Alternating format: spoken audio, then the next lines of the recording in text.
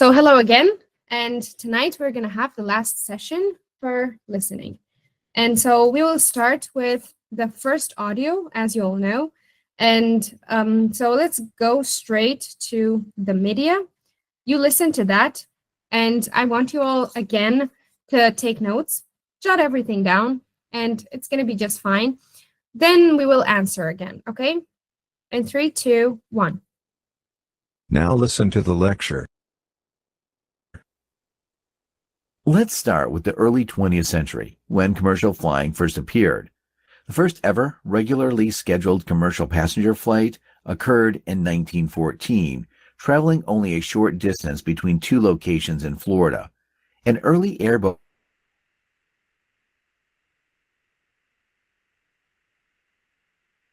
wooden airboat with a motor for a 20-minute flight. This modest beginning, despite its crude design, was a turning point in aviation history because it showed that scheduled air travel might be a practical mode of transportation.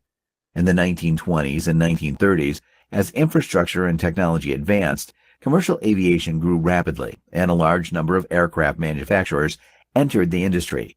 The tri-motor airplane, the cutting-edge passenger aircraft, and the streamlined airliner are three significant aircraft types from this era that stand out for their impact on the development of commercial air travel. The mid-1920s saw the introduction of the tri-motor airplane, which had three radial engines and a metal frame. One of the first commercial flights could accommodate larger groups. It could carry up to 12 passengers. The tri-motor plane was renowned for its durability, and although not being the fastest, it was dependable and set the bar for passenger aircraft at the time. Developed in the early 1930s, the revolutionary passenger aircraft revolutionized commercial aviation by being able to travel farther and faster than its forerunners. This kind of aircraft marked a turning point for the industry since it brought about an era of airline profitability and increased public access to commercial air travel. Its unique design, which could accommodate 21 to 32 passengers, served as the model for numerous subsequent airplanes. In the early 1930s, the streamlined airliner, another significant category of aircraft had its first flight. The sleek airliner was an important breakthrough, even if it did not enjoy the same level of popularity as the groundbreaking passenger aircraft. It featured a number of innovations that would later become commonplace in commercial aircraft. The aircraft was the first commercial aircraft to include retractable landing gear and featured a more streamlined design, increased speed, and enhanced range. Now let's go to the questions, again, as usual. All right, so this is the first question. As you all know, it's a gist content question. Let me just have it a little bit bigger in a reading view. Here we go. Now, what is the main idea of the lecture? A, the history of a specific aircraft company. B, the significance of a particular aircraft model. C, the development of commercial planes in the early 20th century. D, the role of a specific aircraft in commercial aviation. Everyone says C. That's awesome. That's great. Now let's go to the next question because it's true. It's right. C is the correct answer. Number 2, which of the following is not mentioned as an early commercial plane? It's not mentioned, okay? A, tri-motor airplane. B, innovative passenger aircraft. C, streamlined airliner. D, jet-powered aircraft.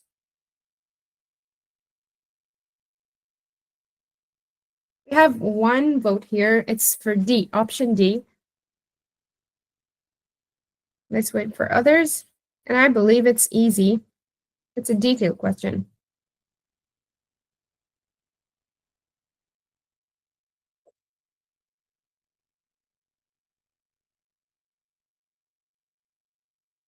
Okay, we have D and we have 4 A's. Okay, tri-motor airplane. You guys say that tri-motor airplane is not mentioned. Maybe have a little bit of discussion about this. If anyone interested, you can raise your hands.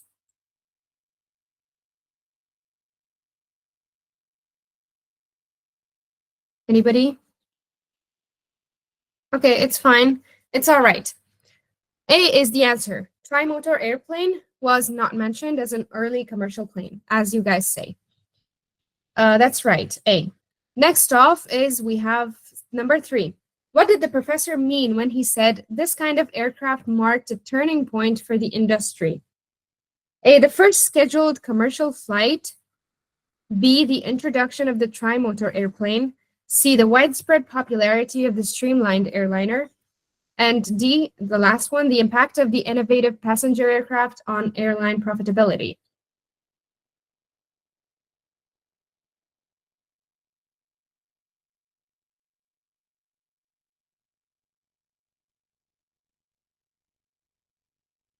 Do we have any answer for this?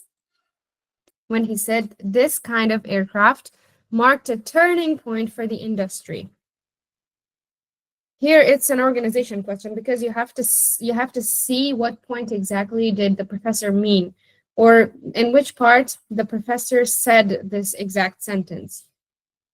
Repeat the what? Shahla Azad, could you please say what do you exactly mean by could you please repeat it?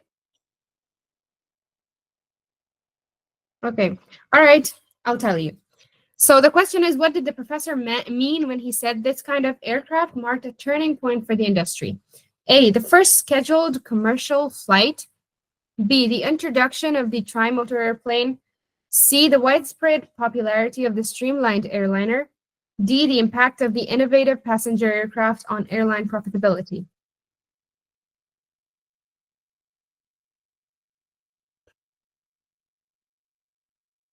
We have B here. Okay, we have B from multiple people, but the correct one, you can listen to it again, is D, the impact of the innovative passenger aircraft on airline profitability. The point that the professor mentioned it was here. It was D, the correct answer.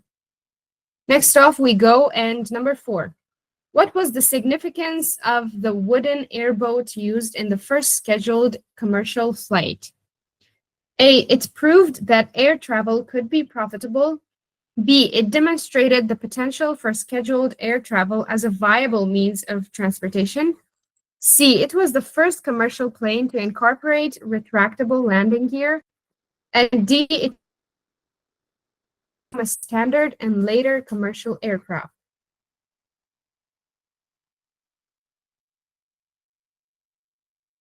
Significance of the wooden airboat used in the first scheduled commercial flight.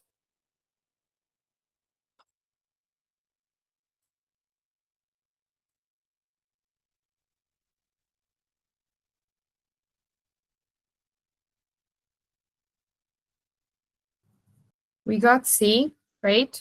Who else? What do you guys say?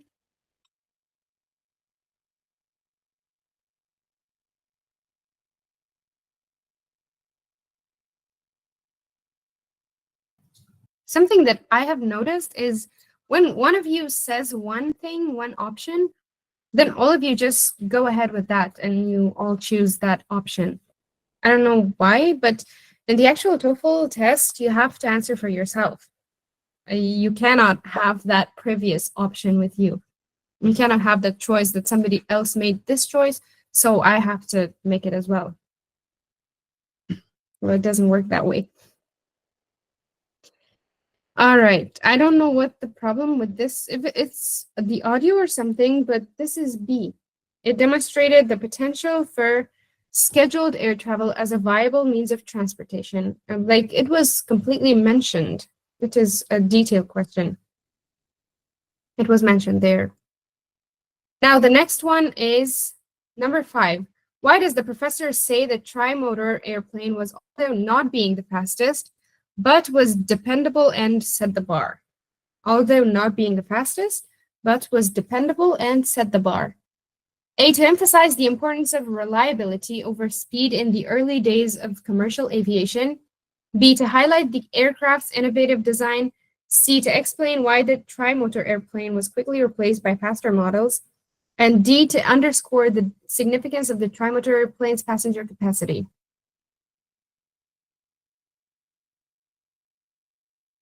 We got B here. 1B, D,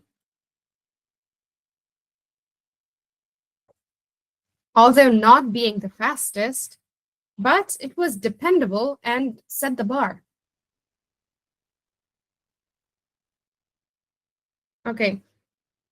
Now we have one D here, so everyone else says D as well. I don't know why, but it's not correct. I mean, look, like you can just see it, you can use your logic. It says it's, although not being the fastest, it was not the fastest, but it was dependable. Like you could depend on it, you can rely on it, and it could set the bar. Now, what do you think?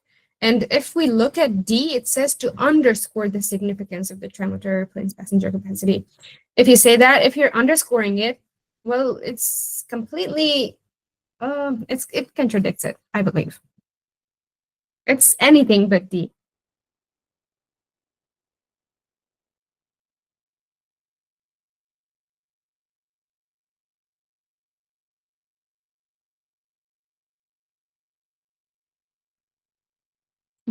I'm waiting. We have one A here. B again. And now you guys, don't laugh, don't cry. Do nothing about it. Just practice more and more. That's how you get better. Because it's just the way, you know. If you practice more, you'll just learn more. Listening section is all about this. Well, there are some tips, but you cannot just say that the tips will help you too much in answering them. Answering and giving the options, choosing the option that you think, it all depends on how much listening you have, how much listening skill. Just like, well, think of it as a language. Like suppose you have maybe 1 month of listening of a language. You go to a country, and if you listen, you're not that well about it. Even if somebody gives you all the tips how to learn it and how to be good at the listening, it's not going to work. But if you're there for 1 year, you're going to be amazing in it. It depends on the time and practice that you get. Even for some people, if they go to a country, they've been like, I've seen these people and I know them from up front that they're for 10 years in one country and they still don't know the language. It's all about the practice. Some people learn it in 1 year and some people don't learn it in 10 years maybe. It's because of all the practice. And the concentration, I have to say that it's fine. You'd be way better at this. Of course, again, I have to say that it depends on you guys, because some people get really panicked when they have an exam, and some people handle it really well. They're quite calm.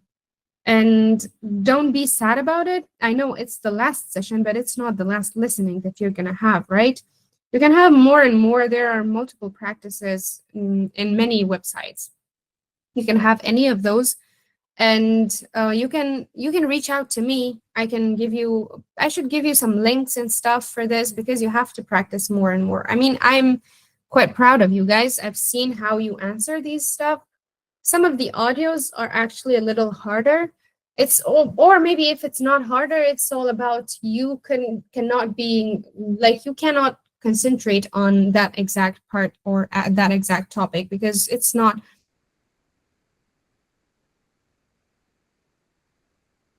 work like that in the actual TOEFL. I have to tell you this, because there you wouldn't think about, well, I like this topic, oh, I don't like this topic, because you pay quite a lot about it, right? And so, yeah, that was it. So for number 5, we have B from many people, but the person who is right is Madina Amini. A is the correct one, to emphasize the importance of reliability over speed in the early days of commercial aviation. A is the correct answer. Next off, we have this question. Number 6. What was one key characteristic that distinguished the streamlined airliner from its predecessors? It's about one key characteristic, okay? Like if you distinguish between these two, the streamlined and the predecessors, what would be it? A, its ability to carry up to 12 passengers. B, the incorporation of retractable landing gear. C, the use of 3 radial engines. D, a wooden construction.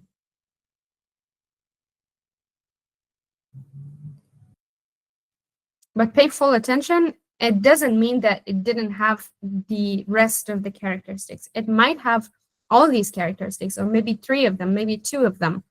But you have to think about it. What was one thing that could distinguish between these 2?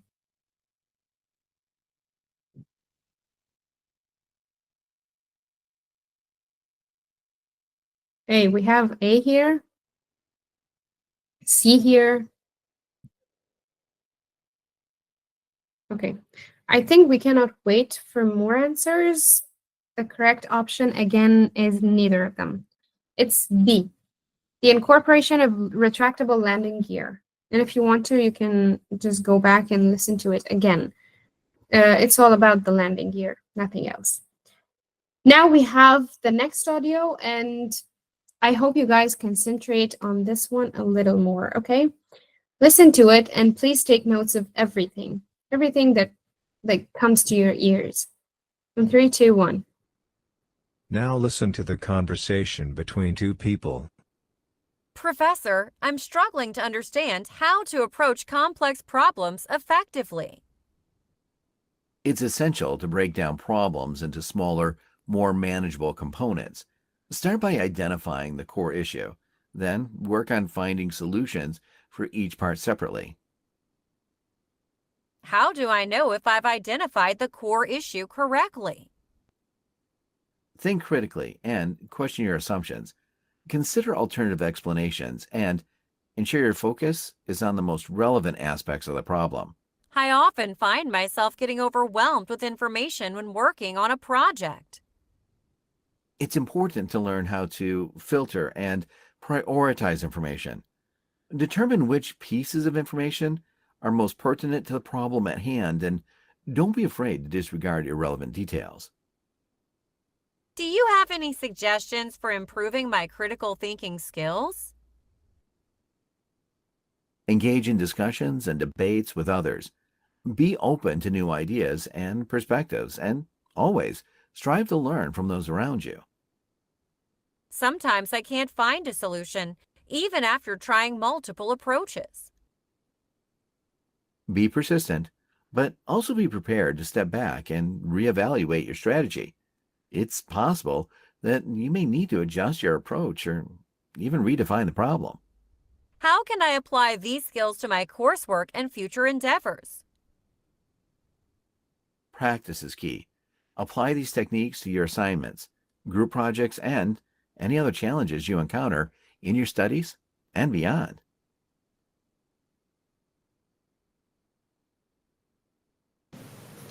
Now we will have all the questions. There we go with the first one. What is the main idea of the dialogue? Again, A, the importance of breaking down complex problems. B, ways to improve critical thinking skills. C, the significance of filtering and prioritizing information.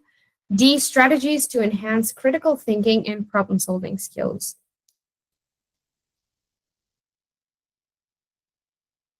We have D from 2 people. We have B as well. 3 Ds, 1 B, 4, yeah, D. D is the correct one. That's right. Thank you so much. Next off, we have number 8. What does the professor imply when this was said? So let's listen to this part, and then after that, we can judge, right? Again, in 3, 2, 1. Think critically and question your assumptions. Think critically and question your assumptions. That's all. What did the professor imply when this was said? A, the student should not trust their own judgment. B, the student needs to learn to ask better questions. C, the student should be more skeptical of their initial understanding. And D, the student needs to be more confident in their assumptions.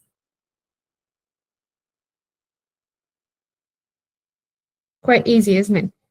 C. Yep, that's right. C is the correct option. Going to the next one. How does the professor suggest, why is it 19? It's 9, okay.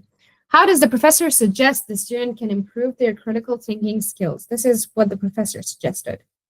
A, by reading more books. B, by seeking advice from experts. C, by engaging in discussions and debates. D, by taking a course on critical thinking.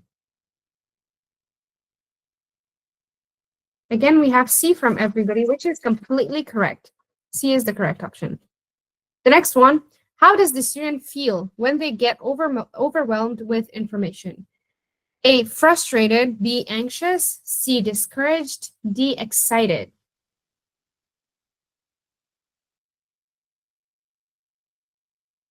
We have one C from Dr. Nematullah, I think.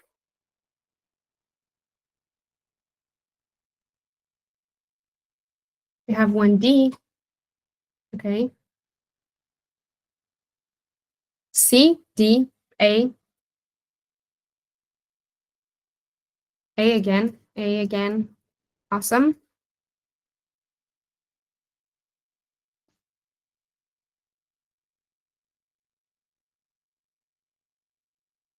We're waiting for one more answer. A. Awesome, that's right. A is the correct one. Dr. Nematullah says that it was for the earlier question. Okay, that's right. But D was definitely not correct. He didn't get excited when he was overwhelmed with information. Not discouraged either because he came to the professor. He actually talked to the professor, like what should he do and all that, right? It means that he was not discouraged. He was encouraged about it, but it's just that he was frustrated and he wanted to solve it. So A is the one to go. The next one, what is the professor's attitude towards finding a solution after trying multiple approaches? A, was she indifferent? B, encouraging persistence and reevaluation? C, dismissive? And D, worried? Quite easy. We got B from 2 people. Waiting for more answers. B again. That's right. B is the correct answer, the one to go. Now we will have the next option. Let me bring that and then we will talk about it, okay? So,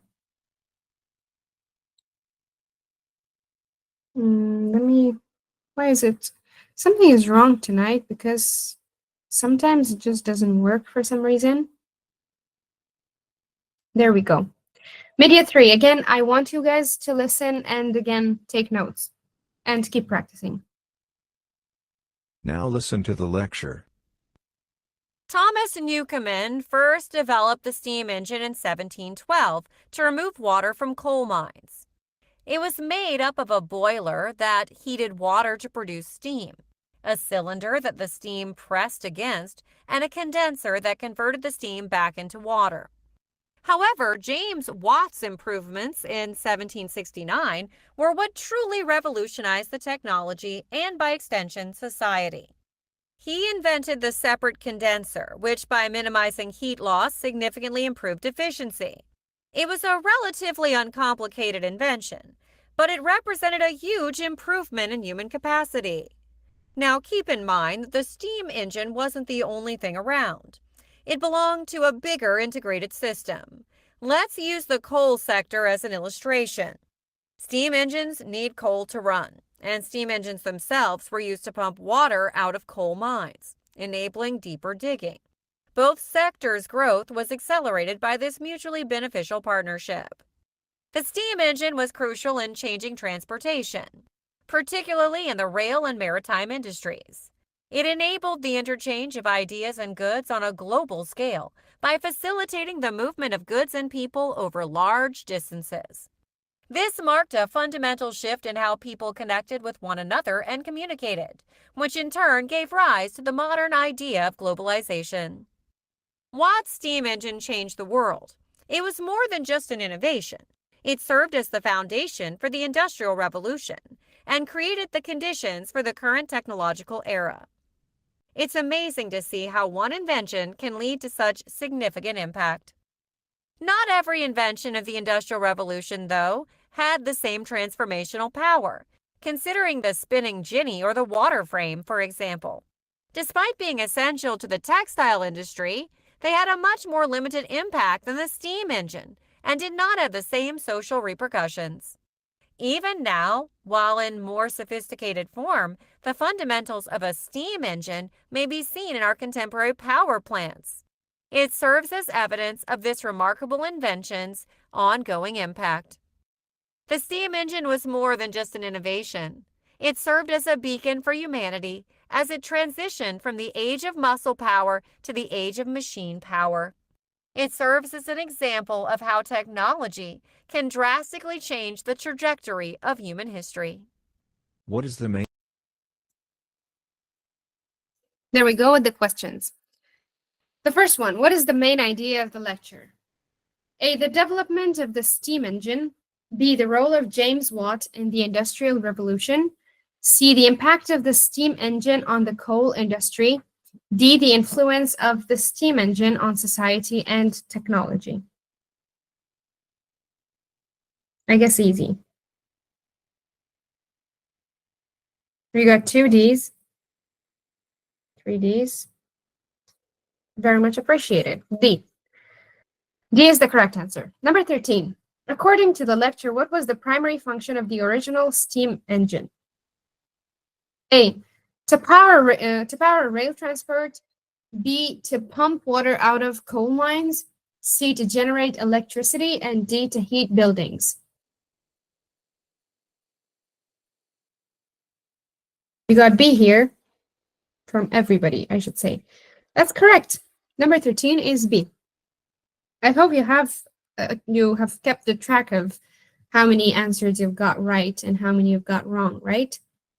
Because I want that. Please keep a track of that. Number 14. How does the professor feel about the impact of the steam engine? A, disappointed. B, astonished. C, satisfied. D, uninterested. This is about the impact of steam engine. C, B. B again. B. Only one person says C, but yeah, it's B. B is the correct option. She wasn't satisfied about it. There was nothing to be satisfied about, nothing satisfactory. But she was astonished, to be honest. That's right. Number 15, what did the professor mean when they said the steam engine brought about a fundamental shift? A, it caused a shift in maritime technology.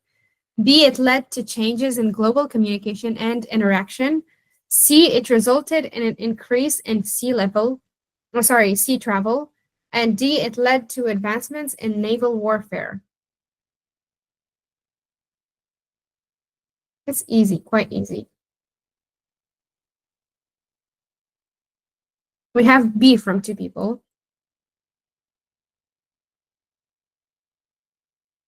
B again. That's right. B is the correct option. It led to changes in global communication and interaction. That's correct. Number 16, what does the professor imply when they compare the steam engine with the spinning jenny and the water frame? A, some inventions have a more limited impact than others. B, the spinning jenny and the water frame were failures. C, the steam engine was less important than the textile machines. And D, the spinning jenny and the water frame were more technologically advanced.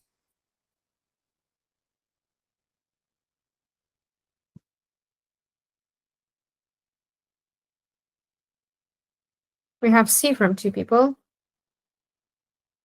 We have 1A. Great. Okay, I should give a hint about this. C, just look at it. First off, look at the question. It says, what did the professor imply when they compared the steam engine with the spinning jenny and the water frame? And then in C, we have steam engine. Yeah, fine. But the next thing that they're comparing it to, it's textile machines. So C is not correct for you guys who say C. You can just say it from here as well. D again, no. As the majority have said, A is the correct option. A, some inventions have a more limited impact than others. And the last question for this audio is, Why does the professor mention the relationship between the steam engine and the coal industry? A, to illustrate the economic impact of the steam engine. B, to show the dependence of the steam engine on coal. C, to indicate the role of steam engines in mining operations. And D, to demonstrate the interconnectedness of industries during the Industrial Revolution.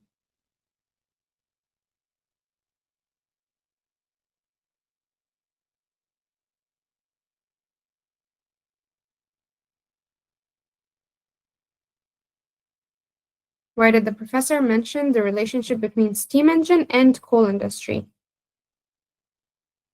Come on, you guys, it's so easy. It's quite easy. We have 1D.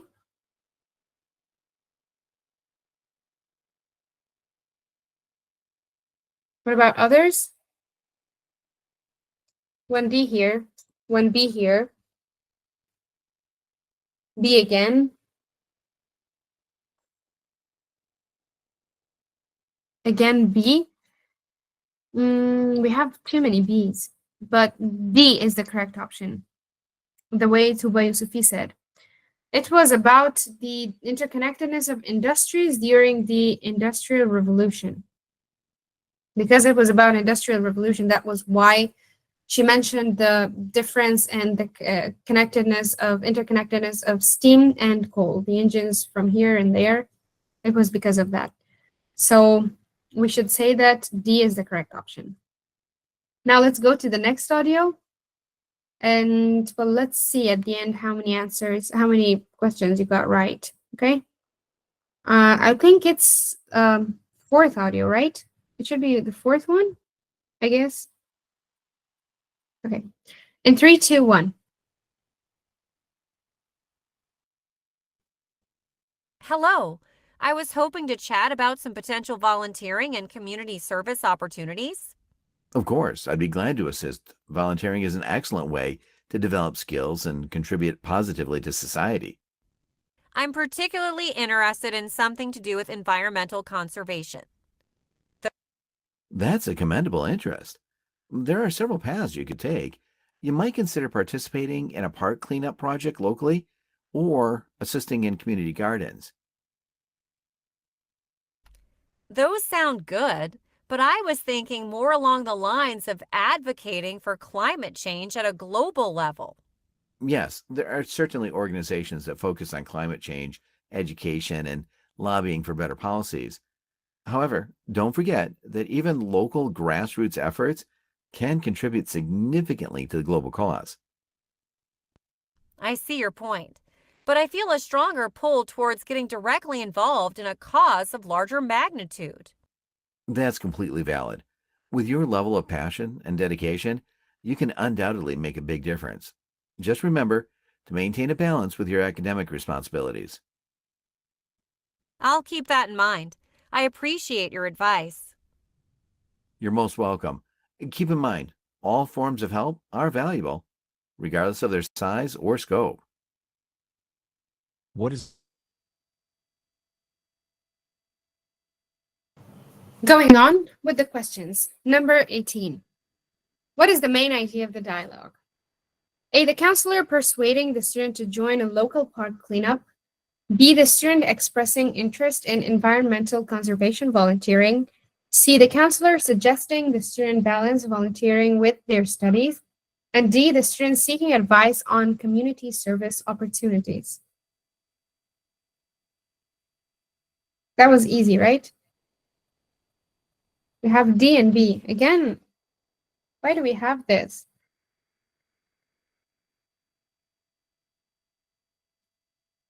Okay, a typo. Let me see, Shahnazad. Oh, you said B. Okay, now D. That's good. It's about the main idea of the whole dialogue. It's not just one part. Yep, D. D is the one to go. That's right. B is good as well, but there's a problem with that it was just one part of it. So D is the best option here. Number 19. Why does the counselor mention grassroots efforts? A, to discourage the student from global advocacy. B, to highlight the importance of local community service. C, to inform the student about different types of volunteering. And D, to suggest that local efforts are more effective. Got B here. Awesome from you guys. Yep. B is the correct one, to highlight the importance of local community service. Number 20. What is the counselor implying when they mention balancing volunteering with studies? A, the student should prioritize their studies over volunteering. B, volunteering might be too demanding for the student. C, the student should not undertake global advocacy. And D, the student's studies could suffer if they don't manage their time.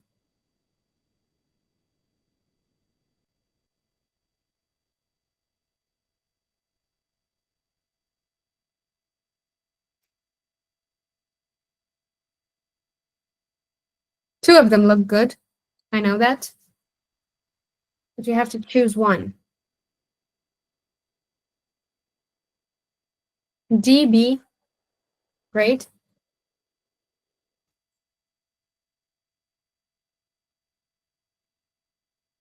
Yeah, sure. I'm repeating them. So the question is, what is the counselor implying when they mention balancing volunteering with studies? The balance between volunteering and studies. Option A is the student should prioritize their studies over volunteering.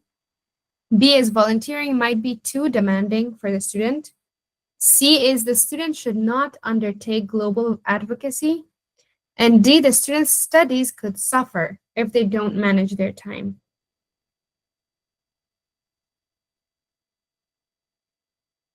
Great, we have a D here. We have another C here and D again, D again. As the majority says, D is the correct option. The student's studies could suffer if they don't manage their time. And for one person who said C, C is anything but C. I should say that anything is correct but C. Because the counselor didn't mean it this way. So C is not the correct one. 21. How does the student feel about being directly involved with a larger cause? A, excited. B, overwhelmed. C, concerned. D, indifferent. Quite easy, right? 3 A's, 4 A's, correct. Correct, completely correct, excited. Next off, what is the counselor's attitude when the student expresses the need to be involved with a larger cause? This is the counselor's attitude. A, supportive. B, dismissive. C, worried. D, disapproving.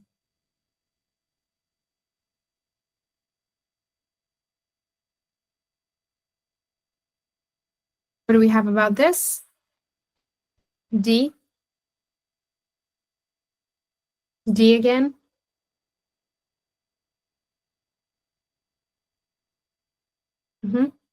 And what about the rest? Again, D. Okay, you guys. Now, in this, you should know that what the attitude was. The attitude was supportive. It's A. The counselor was supportive, but at the same time, he would just give some advice on this. Like, suppose you're going to your teacher or your counselor or somebody, or even your dad, your mom. You ask about something, they say that, well, yeah, I like it this way. It should work this way. It's really good for you if you do it. But the thing is that if you go and be involved with a larger cause, it's going to be a little maybe exhausting or something. It's just for warning you. It's not that they're disapproving about this. So it's being supportive. Supportive is the one. A. Okay. And let's have the last audio for this one, and then we can have the questions. Okay. Now let me play the audio and then we'll talk about it. In 3, 2, and 1. Now listen to the lecture. Good day, students. Today we look into the interesting field of laser medicine, where science fiction and realism coexist. It's important to realize that the term laser stands for light amplification by stimulated emission of radiation. When we discuss lasers, although they are frequently associated with futuristic technology, lasers have been used for many years in a variety of medical fields. Ophthalmology employs lasers in one of the most well-known ways.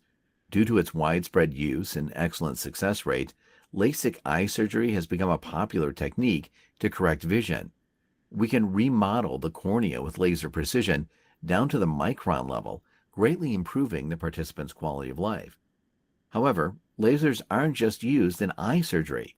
In oncology, they are now a useful tool as well. For instance, photodynamic therapy uses lasers to activate medications inside the body, enabling targeted cancer treatment. In addition, lasers with the appropriate wavelength can be used to heat cancer cells to death, a process known as laser-induced hyperthermia. But everything is not rosy. Lasers offer amazing advantages, but they also present a big challenge. Because lasers are so precise, a doctor must have a high level of skill and accuracy. Furthermore, the high price of laser equipment frequently restricts their accessibility, particularly in low-resource environments. The use of lasers in dermatology includes treating a range of skin disorders such as birthmarks, acne scars, and even tattoo removal. Lasers can be utilized in dentistry for operations including periodontal therapy and teeth whitening. Contrary to popular belief, lasers are not as frequently used in internal medicine as they are in the aforementioned professions, despite being likely the largest. In conclusion, lasers have transformed medical procedures because they are powerful, precise tools. Despite the difficulties along the way, there is a lot of hope for the future. What is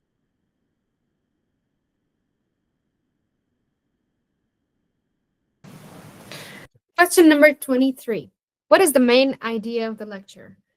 A, the history and development of lasers. B, the use of lasers in eye surgeries. C, the challenges and limitations of using lasers in medicine. D, the various applications of lasers in medicine and their potential for the future.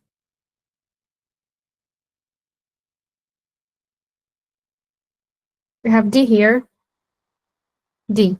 Yep, that's right. The correct answer is D. 24th. According to the lecture, what is one reason lasers are not more widely used in medicine? A, because they're too powerful. B, they require high skill and accuracy. C, they're only effective in eye surgeries. D, they're too expensive.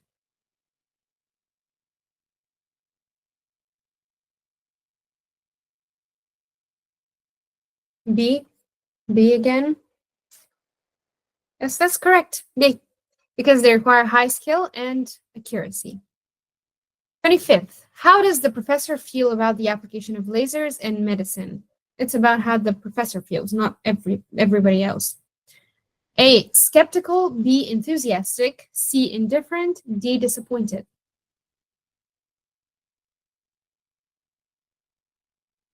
Now this one, again, everyone says B, which is correct. He was enthusiastic. Next off, what does the professor imply by stating that lasers are not commonly used in internal medicine? A, internal medicine does not require the precision of lasers. B, lasers are too advanced for use in internal medicine. C, there is a lack of trained professionals in internal medicines to use lasers. And D, the field of internal medicine has not fully explored the potential of lasers. This is about internal medicine now, not about medicine in general. We have C here.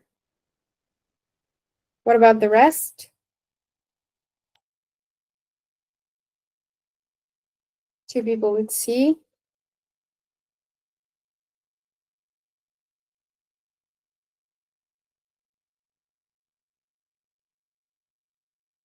Yeah, I will repeat it, okay? The question is, what does the professor imply by stating that lasers are not commonly used in internal medicine? Like, why is it not commonly used, according to the professor, of course? A, internal medicine does not require the precision of lasers. B, lasers are too advanced for use in internal medicine. C, there's a lack of trained professionals in internal medicine to use lasers. And D, the field of internal medicine has not fully explored the potential of lasers.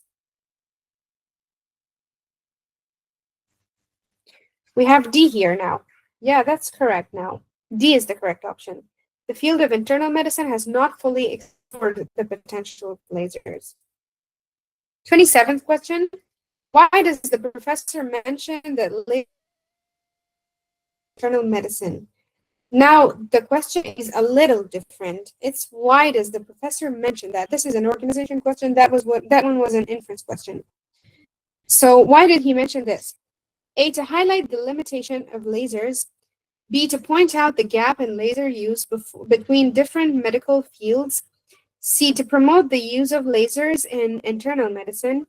And D, to criticize the internal medicine field.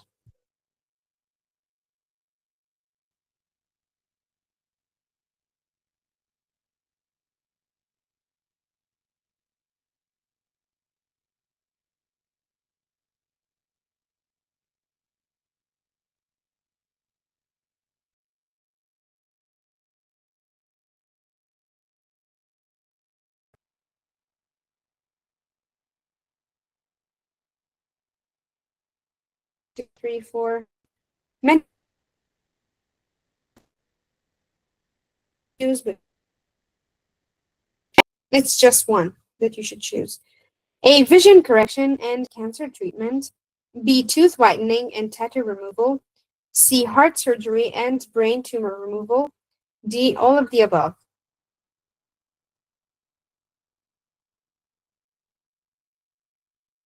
Here, you should keep in mind that if there are two options in one option, you should know that both of them should be mentioned as applications of laser in medicine in order for you to choose that. It means that if vision correction was a part of it and cancer treatment wasn't, you cannot choose A and you cannot choose D either. Okay, in order for you to choose D, it means that it should be, the applications should be vision correction, cancer treatment, tooth whitening, tattoo removal, heart surgery, and brain tumor removal, all of them. We have A now, A, B, A, B. What else? Anybody else? Anyone? Okay, well, I think everyone says D, but D is not correct. For B and C, those two, they're not correct. A, like one of them maybe are correct and one of them is not correct. That's it. But for A, both of them were the applications of laser in medicine, so A is the correct answer. As Malalai and Parveen El-Hamid said, A is the correct option, vision correction and cancer treatment. Now let us have the attendance sheet, and we're going to conclude our listening session. I should say the last session of the listening tonight. And any questions, anything else that you want to say, or maybe some message to others, anything you want to share, you're free.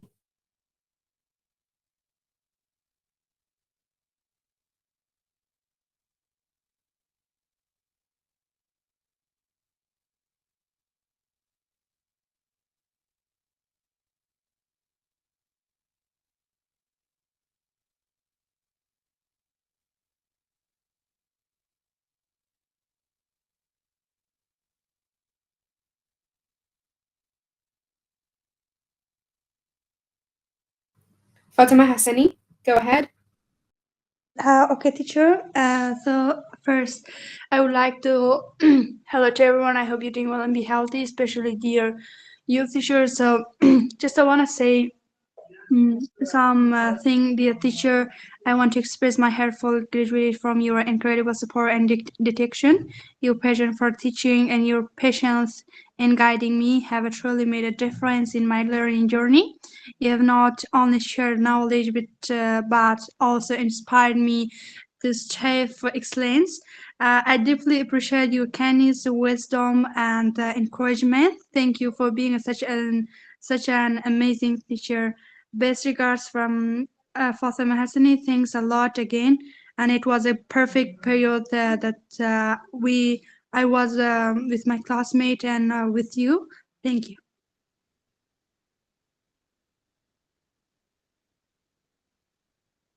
So much. It really means a lot to me. Like, I don't know, sometimes when you hear these things, they just make your day and you can smile for the rest of the day. And this is one of those. And thank you so much for that.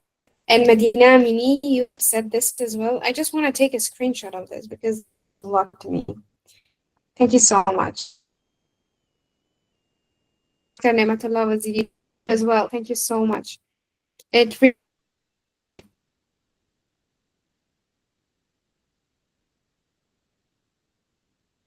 you all. Anybody else? So, as our Thank you all. Thank you so much.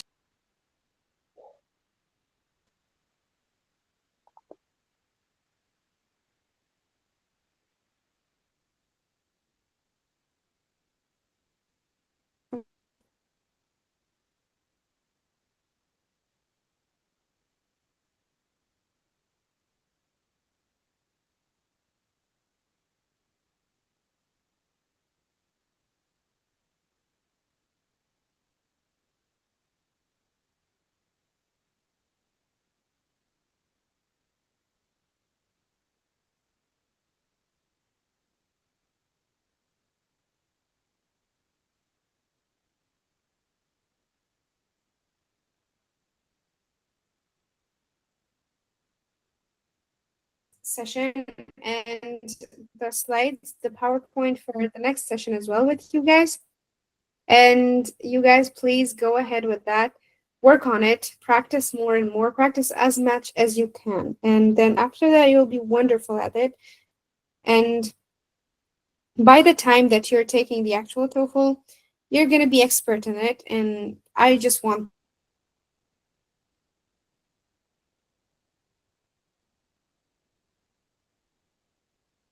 that.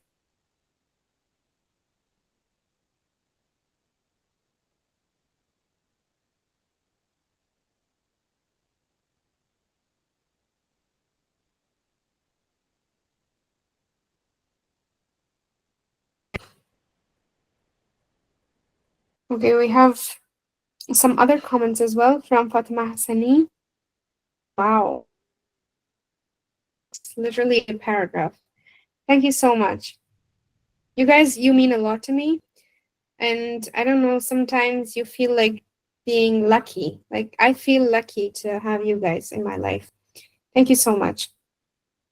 And have a good one. Have a good life. I want you all to achieve anything that you want in your lives. And I want you to be successful.